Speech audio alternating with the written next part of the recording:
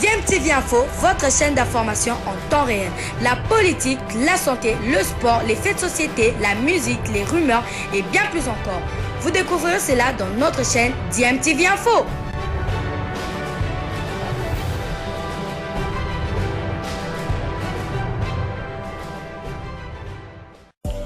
Vous êtes sur DMTV, bonjour ou bonsoir, tout dépend de l'heure à laquelle vous nous suivez. Tout plaisir est pour nous de vous retrouver, mais surtout de savoir que vous êtes nombreux en train de suivre votre chaîne YouTube DMTV. DMTV qui vous propose l'actualité, vous propose également des analyses et des réflexions sur des sujets d'actualité, sur des faits sociaux, tout simplement sur des réalités que nous observons ici chez nous en République démocratique du Congo.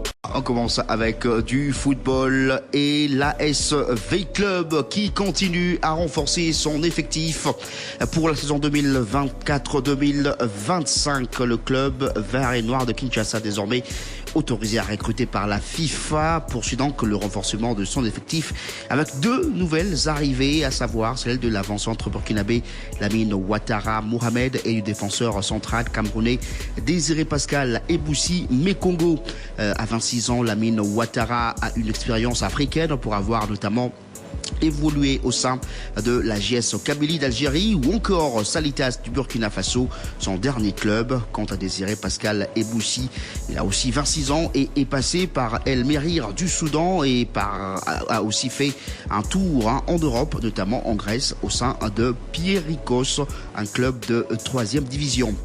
Les deux joueurs n'ont pas encore signé. En tout cas, ils vont devoir passer leur visite médicale avant de signer leur contrat en cas de satisfaction. Et le recrutement de la SV Club en prévision de la saison prochaine est jusqu'ici essentiellement tourné vers l'extérieur. En attendant les potentielles signatures de ces deux joueurs qui viennent d'arriver à Kinshasa, V-Club a déjà enregistré 4 joueurs étrangers, notamment le gardien gabonais Loïc Owono, le milieu offensif malien Aboubacar Diarra, le milieu récupérateur camerounais Kevin Tapako, l'attaquant ivoirien Kevin Aïba Kofi. Il y a juste un Congolais enregistré, le latéral droit Ayrton Junior Mboko Sambeya, qui vient aussi de l'étranger.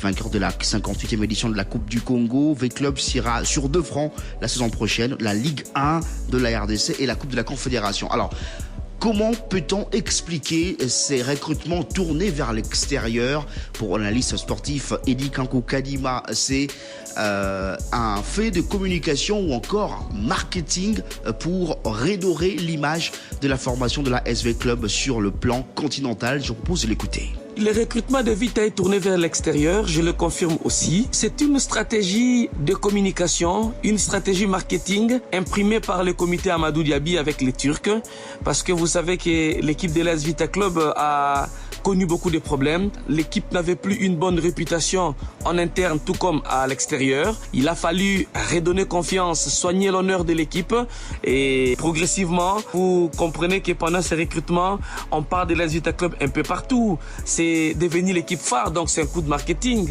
Un joueur, quand il arrive, les médias du championnat où le joueur évolue en parlent. En RDC, on en parle. Donc, le comité a voulu d'abord soigner le nom, la réputation de l'équipe en passant par ces recrutements.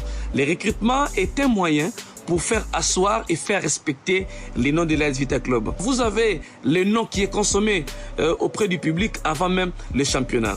V-Club être essoufflé sur le plan financier, je ne pense pas. Pourquoi? Parce que déjà, à l'arrivée d'Amadou Diaby et les Turcs à la tête de l'AS Vita Club, nous avons vu les conditions de gestion de l'équipe ont changé en termes de voyage, en termes de primes, en termes d'entretien. Je crois que ces signaux prouvent à suffisance que la volonté y est de mettre les moyens. Mais il va falloir attendre l'Assemblée pour le début de la nouvelle saison sportive, voir le budget qui sera voté et en rapport avec ce budget qui sera voté, nous allons comprendre les ambitions. Mais dire que financièrement, les Turcs et Amadou Diaby seront essoufflés, je ne pense pas parce qu'ils ont tenu des plus belles des manières la première saison.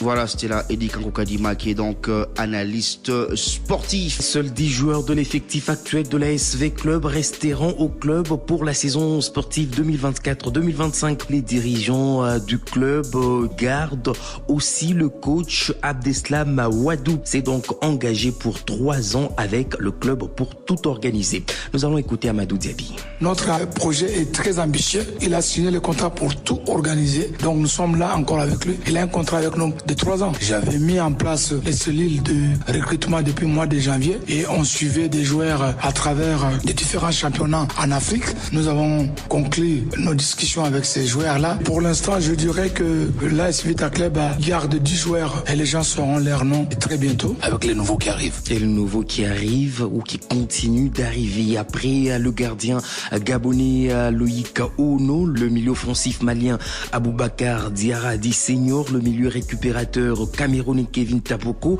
l'attaquant ivoirien Kevin Aïba Kofi, de latéral droit Harrington Junior Mboko Sambeya. Avec club a aussi enregistré les arrivées de l'avant-centre burkinabé Lamine Ouattara Mohamed et du défenseur central camerounais Désiré Pascal Eboussi Mekong. Il devrait s'engager dans les prochaines heures avec le club vert et noir de Kinshasa. Mais déjà hier, avec club a officialisé l'arrivée du défenseur central Silas Aboubakar Kali, 20 ans. Il s'est engagé pour 2 saisons. Il vient bien sûr de la Belgique. Et comme vous le savez, l'équipe vert et noir de Kinshasa a repris de recruter après que la FIFA a levé la sanction qu'elle avait infligée à cette formation depuis août 2023. Une nouvelle qui a fait du bien au président du club. C'est une très grande satisfaction pour les clubs d'abord et nos supporters aussi, parce qu'il faut reconnaître que nous avons souffert de cette suspension qui nous a fait beaucoup du mal. J'ai trouvé la suspension, mais on ne devait pas baisser les bras. Voilà, c'était là Amadou Diaby, président de l'ASV Club de Kinshasa, qui jouera la saison prochaine la Coupe de la Confédération et le championnat national de la République démocratique du Congo. Restons en football pour parler du 15e championnat national féminin. Ça sera finalement du 23 juin au 5 juillet 2024 qui vont se dérouler les playoffs dans la ville que préfère de la RDC. Le tirage au sort est donc prévu le samedi 22 juin 2024, toujours à Lubumbashi, alors que les clubs seront à l'école du savoir pour la formation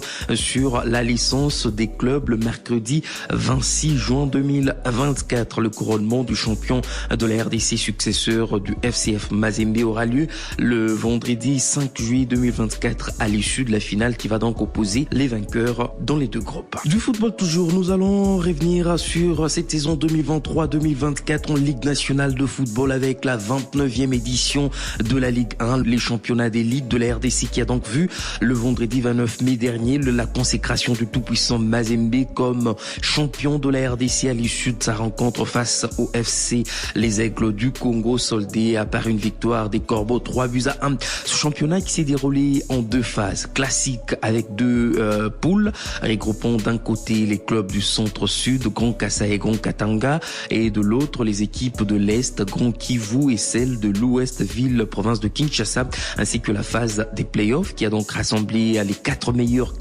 classés de chaque groupe. Alors ce championnat a connu une fin normale contrairement aux 2 précédentes éditions qui s'étaient soit jouées en manche unique, soit annulées en dernière minute par le comité de normalisation.